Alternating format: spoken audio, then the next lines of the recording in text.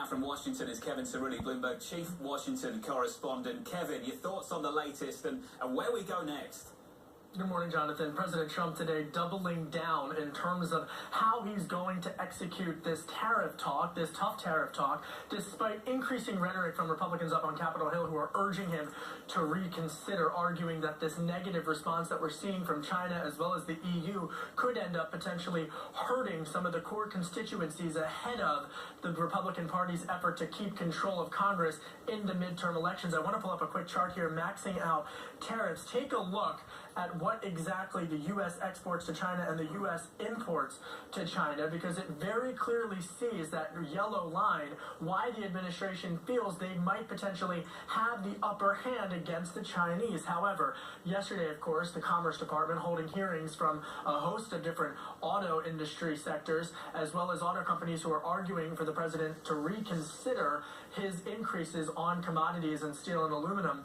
All of this comes as legislation, Republican-backed legislation, also making its way on Capitol Hill to potentially rein in the president on using Section 232 to argue for his trade policies. Jonathan? Bloomberg's Kevin Cirilli, always up to speed on that news as it comes through. Michael McKee, Bloomberg International Economics and Policy Correspondent, joining us now. And Mike, as Kevin points out, that's pretty much everything if the president follows through, isn't it?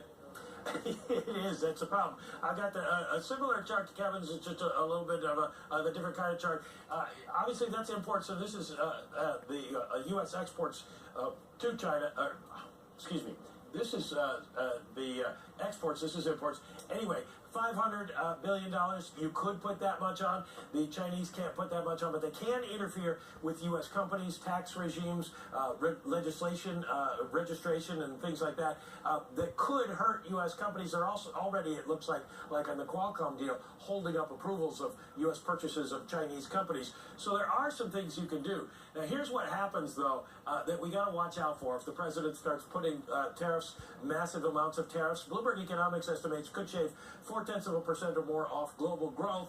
And here's what happened when the president put tariffs on washing machines back in February. Washing machine prices have spiked. So there is a danger to the U.S. economy, not only that growth is shaved, but we see higher inflation, because the reason we have such a big number for imports from China is that Americans want to buy those Chinese-made products. So if Americans keep buying them and the price goes up, we have an inflation problem, and we may have a growth problem as well. And then a problem with the Federal Reserve.